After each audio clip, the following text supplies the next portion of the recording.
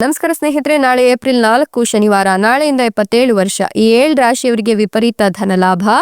ಬೇಡ ಅಂದ್ರೂ ಶ್ರೀಮಂತರಾಗ್ತೀರಾ. ತಿರುಪತಿ ತಿಮ್ಮಪ್ಪನ ಕೃಪಾಶೀರ್ವಾದ ನಿಮ್ಮ ಮೇಲೆ ಇರಲಿದೆ.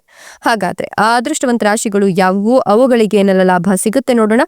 ಅದಕ್ಕಿಂತ ಮೊದಲು ತಿರುಪತಿ ತಿಮ್ಮಪ್ಪನಿಗೆ ಭಕ್ತಿಯಿಂದ ಲೈಕ್ ಕೊಟ್ಟು ಪ್ರತಿದಿನ ದಿನ ಭವಿಷ್ಯ ತಿಳಿಯಲು ನಮ್ಮ ಚಾನೆಲ್ ಅನ್ನ ಸಬ್ಸ್ಕ್ರೈಬ್ ಮಾಡಿ. ಹಾಗೆ ಬೇಗನೆ ನಮ್ಮ ವಿಡಿಯೋದ ನೋಟಿಫಿಕೇಶನ್ ಪಡೆಯಲು ಬೆಲ್ ಬಟನ್ ಕ್ಲಿಕ್ ಮಾಡಿ ಆಲ್ ಅಂತ ಕ್ಲಿಕ್ ಮಾಡ್ಕೊಳ್ಳಿ. ನಿಮ್ಮ ಜೀವನದ ಸಕಲ ಸಮಸ್ಯೆಗಳಾದಂತ ಸತಿಪತಿ ಕಲಹ, ಪ್ರೀತಿಯಲ್ಲಿ ಮೋಸ, ಭೂಮಿ ವಿಚಾರ, ಕೋರ್ಟ್ ಕೇಸ್, ವ್ಯಾಪಾರ, ಹಣಕಾಸಿನ ತೊಂದರೆ, ಸಾಲಬಾಧೆ, ಸ್ತ್ರೀಯರ ಗುಪ್ತ ಸಮಸ್ಯೆ, ಹೀಗೆ ಹಲವಾರು ಸಮಸ್ಯೆಗಳಿಗೆ ಶಾಶ್ವತ ಪರಿಹಾರ ಮಾಡಿಕೊಡ್ತಾರೆ.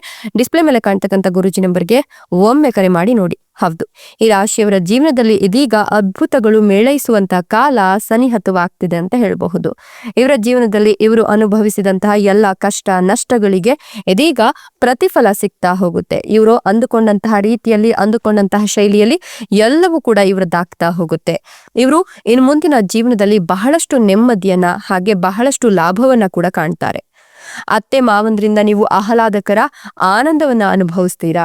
ನಿಮ್ಮ ಉತ್ಸಾಹ ಈಗ ಹೆಚ್ಚಾಗ್ತಾ ಹೋಗುತ್ತೆ. ಸಮಾಜದಲ್ಲಿ ನಿಮ್ಮ ಗೌರವ, ಖ್ಯಾತಿ, ಸ್ಥಾನಮಾನ, ಪ್ರತಿಷ್ಠೆ ಎಲ್ಲವೂ ಕೂಡ ಹೆಚ್ಚಾಗಿ ವಿಶೇಷವಾಗಿ ಆ ವಿಶೇಷ ವ್ಯಕ್ತಿಗಳಿಂದ ಆನಂದವನ್ನ ನೀವು ಕಾಣ್ತೀರಾ ಅಂತ ಹೇಳಬಹುದು. ಯಾರಾದ್ರೂ ನಿಮ್ಗೆ ಸುಂದರವಾದ ಉಡುಗೊರೆ ಅಥವಾ ಒಂದಷ್ಟು ಅಚ್ಚರಿಗೊಳಿಸ್ತಕ್ಕಂಥ ಸಂದೇಶಗಳನ್ನ ರವಾನೆ ಮಾಡ್ತಾರೆ.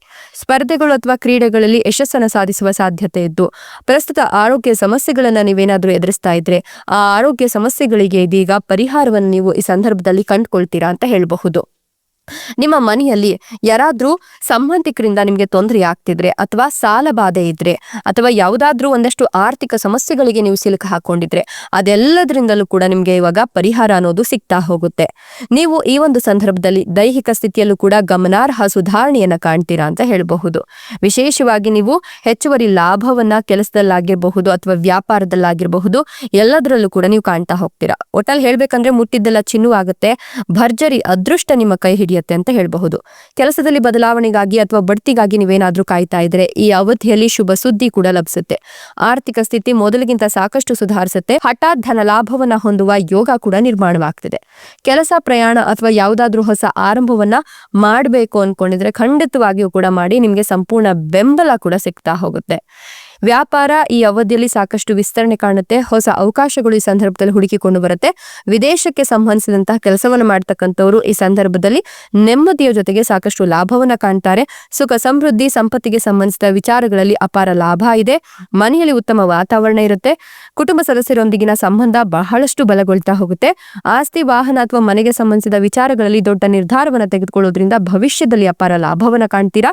ಕುಟುಂಬ ಅಥವಾ ವೈಯಕ್ತಿಕ ಸಮಸ್ಯೆಗಳಿಗೆ ತೊಂದರೆಗಳು ಇದ್ರೆ ಈಗ ಅವುಗಳಿಂದ ಮುಕ್ತಿಯನ್ನು ಕಂಡುಕೊಳ್ತೀರಾ. ನೀವು ಹೆಚ್ಚಿನ ಪ್ರಯೋಜನವನ್ನು ಕೂಡ ಕಂಡುಕೊಳ್ತೀರಾ. ಹೆಚ್ಚಿನ ಸಕಾರಾತ್ಮಕ ಫಲಿತಾಂಶಗಳು ನಿಮಗೆ ಸಾಕಷ್ಟು ಲಾಭವನ್ನು ತಂದುಕೊಡುತ್ತೆ. ನಿಮ್ಮ ಕಠಿಣ ಪರಿಶ್ರಮದ ಸಂಪೂರ್ಣ ಲಾಭ ಈಗ ನಿಮ್ಮದಾಗುತ್ತೆ.